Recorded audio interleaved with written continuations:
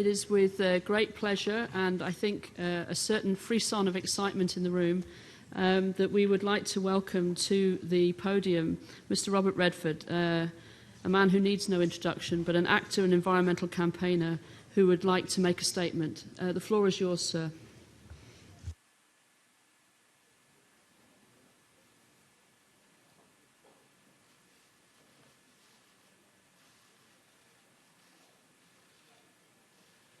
Thank you.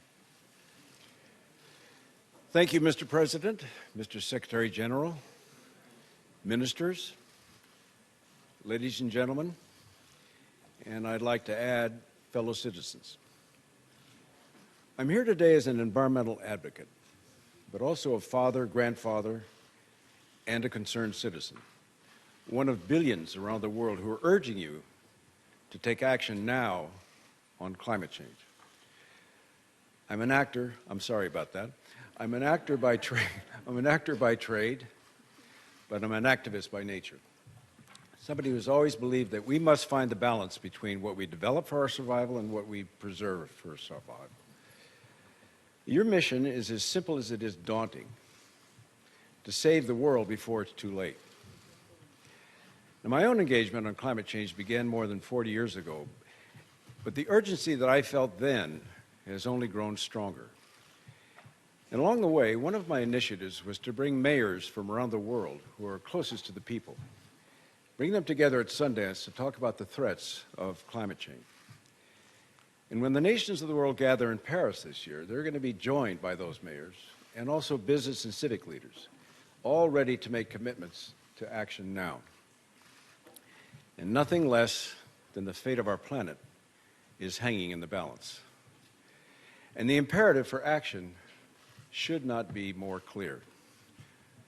So today, we can no longer claim ignorance as an excuse for inaction, because it's the overwhelming judgment of science that climate change is real and the result of human activity. And as Pope Francis has so eloquently pointed out, climate change is a moral imperative that transcends politics. And we see the effects all around us, from drought and famine in Africa and heat waves in South Asia to wildfires across North America, devastating hurricanes, tornadoes, crippling floods here in New York. The heat wave in India and Pakistan has already claimed more than 2,300 lives, making it one of the deadliest in history.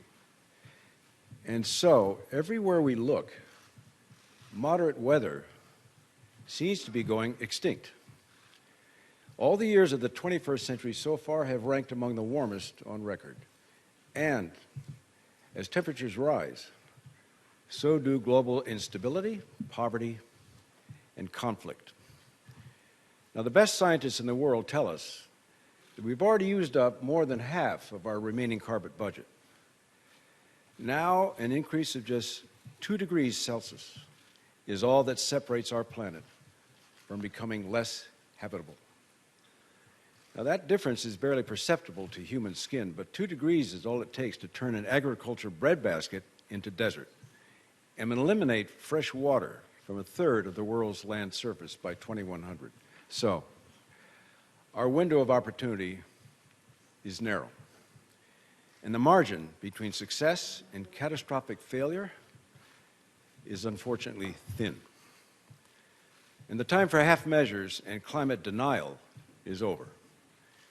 Unless we move quickly away from fossil fuels, we're going to destroy the air we breathe, the water we drink, the health of our children, grandchildren, and future generations. And if we're going to avoid the worst of the impacts, then we've just got to act boldly. And we must act immediately. Because we're all responsible for this crisis. And right now, citizens, communities, corporations, and countries around the world are stepping up to the challenge. So that's the good news. More than 500 cities have made that decision to create jobs, improve the quality of life, and reduce emissions by investing in clean energy. Last year, U.S. and China, the 2 largest emitters of greenhouse gas, agreed to historic carbon reductions. But look, no country can solve this crisis alone. We've all got to do more. We must be a movement that includes every single nation on Earth, because climate change affects every nation on Earth. So this December, the world must unite behind a common goal. Because look, this is it. This is our only planet, our only life source. This may be our last chance.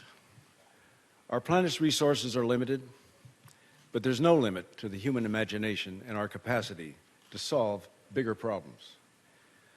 So only by acting now and standing together behind a universal climate agreement can we live up to the UN's promise that was made years ago, its founding promise. And only by acting now and standing together can we achieve the results we need in the time that we have left. And only by acting now and standing together can we begin to tip the scales and change the course of history. When 193 countries take center stage in Paris this December, the citizens of the world are going to be watching. And we're going to be looking to you to assume the leading role in combating climate change. And I, for one, hope you will embrace that role with courage and conviction. Thank you.